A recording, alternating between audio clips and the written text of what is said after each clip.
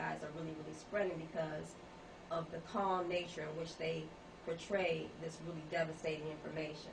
You know what I'm saying? It stays with you longer. So one of the things, you know, I got a lot of stuff going on here. I got like 19 different things, but I think that to a large extent it's really important that we present a lot of the mundane aspects of society that get overlooked that's extremely racist. Like there's certain movies that come out that are extremely racist, like when Batman The Dark Knight was one of the last movies that I saw, and it was like a douse of cold water in the face. That movie was so incredibly racist. Did you see it? What was The Dark Knight, the Dark Knight, yeah, the last Batman. Did you see that? I saw some of it. Yeah. It was extreme. I had to write a paper about it, but the whole thing of it is that a lot of things go unnoticed because you might hear black people talking about, oh man, that was a good movie. Did you see whatever, whatever? But a lot of the things are being overlooked, and if we we continually bring about not just things to get angry about, but point out the things in mundane, everyday society to notice. You know what I'm saying? That people can start to get a fuller image of the scope of this racism. It's not just about getting mad at our leaders that are in prison. You know what I mean? When you start to look at the things that they put on you every day, you know, the things that you're looking at every day. My sister's an actress, and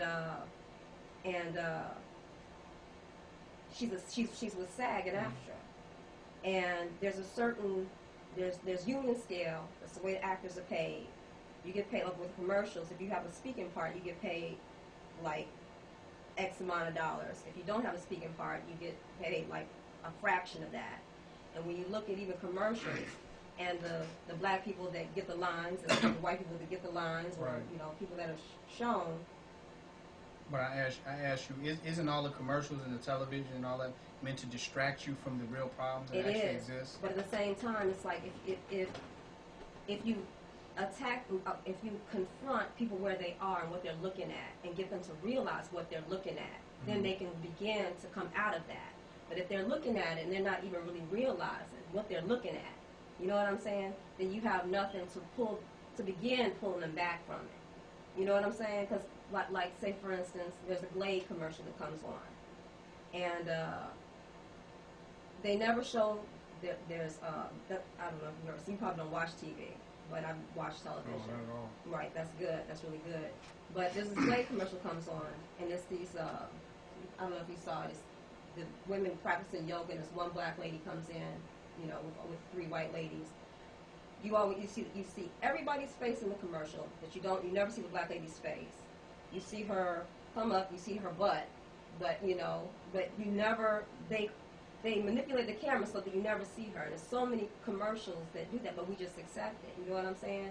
And that's because they have a right to control their media. They do. But that's what we gotta put our energy into, really developing our own. Exactly. Stop trying to regulate them. Not in regulate their own them. thing. Not regulate them, but get black people to realize or to even look at what's happening. You know what I'm saying? I say give them something else completely to look at in totality. Well, that too as well. Completely. Because sometimes with that, you tell some people the tornado is coming. The tornado is coming. This is true. The tornado is coming. You said it 3 times. This is true. They're still watching the same thing. This is true. But you know what? And it hits them. You know what I mean? Yeah. Because now you was talking about an energy thing. Yeah. You put out some energy. We put energy out to the solution of the problem. Now you're putting in that energy into some person that's just not listening. You didn't put some energy into somebody that's just not listening. So that tornado has to hit them. I mean, that's the reality. Okay. It's kind of hardcore. I hear what you're saying. Right. One more thing is that you mentioned Harriet Tubman about her going back and absolutely, but it's also interesting that later on in her career, she was actually hired by the government and working for the government. And that's what still happens, you know, in a lot of society. It's like once black people decide to make it for themselves, it's happened in a rap game many times. Black people start selling stuff out the trunk of their car, and they start getting it going. And then the white man sees that they made it, you know, on their own, then they want that energy, and they end up employing that energy for themselves. That's what happened with Harriet Tubman. You know what I mean? She got her freedom. She went back, got her freedom, and eluded the white man to such a point that they were impressed by her and ended up employing her in the government. You know what I'm saying? And that's a big. The thing about her is that if Huey P. Newton ultimately ended up dying on drugs, but that doesn't take away from his moment Absolutely. of awakening. So we're just pulling strength from where Harriet Tubman was at her most radical and revolutionary period. Absolutely. Meaning that I'm an old school Right. Harriet Tubman, not a new school Harriet Tubman. Right. You know, like Right. just an old school Malcolm X, right? Old Testament Malcolm X, not a New Testament Malcolm X. So Right.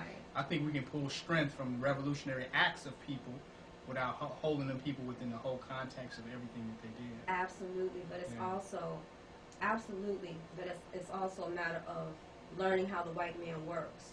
You know what I mean?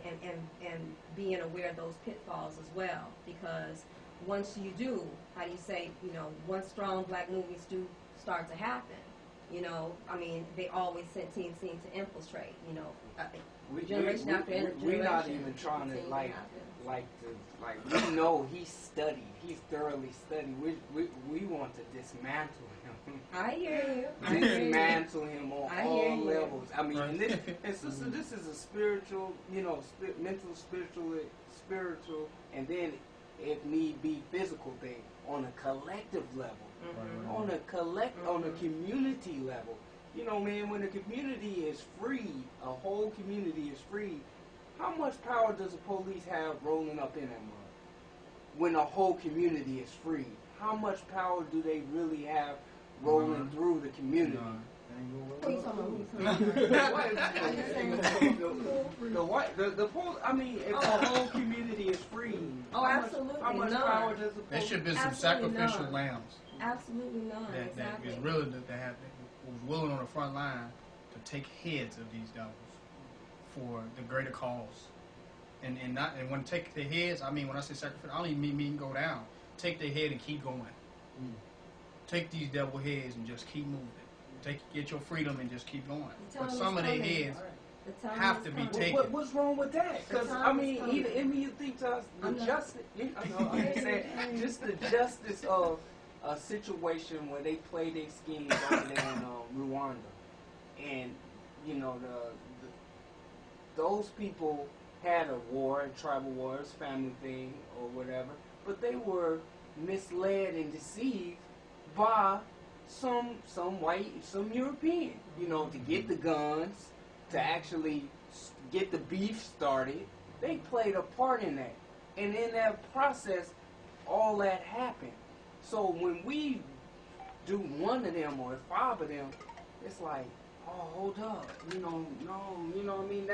That's not humanitarian. I hear you. And it's like, God. I want to say. Should we be mad though for the atrocities? Actually, If yeah. our people got mad enough, you know, that's just showing that they have compassion. If they kill your children, Absolutely. and then, I mean, how do you just get over that? I like- hear you. I hear you.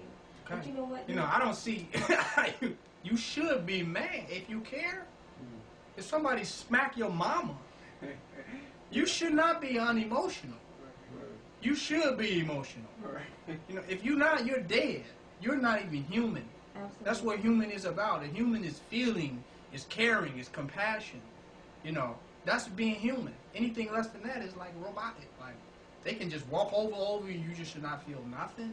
They keep ripping our families apart and elevating our woman above the man in the family and turning our families against one another. And how are we gonna just keep not get mad about that? And we're gonna get mad. That's why we should know who to be mad at. Because if we don't know who to be mad at, then we will be domestic abuse. There will be black on black crime because we don't even know how to channel the anger to the person who literally has caused the mayhem. We need to know who to be mad at. There's a time to be glad and there's a time to be mad. And we got to know when we get mad, where to be mad at and who to be mad at and who to take, because he's the real reason right now. And I can say that, yeah, well, it's our fault or whatever, we got into slavery and, you know, we could have did this and we could have did that and our people have been doing that. But who's enforcing? Black people cannot enforce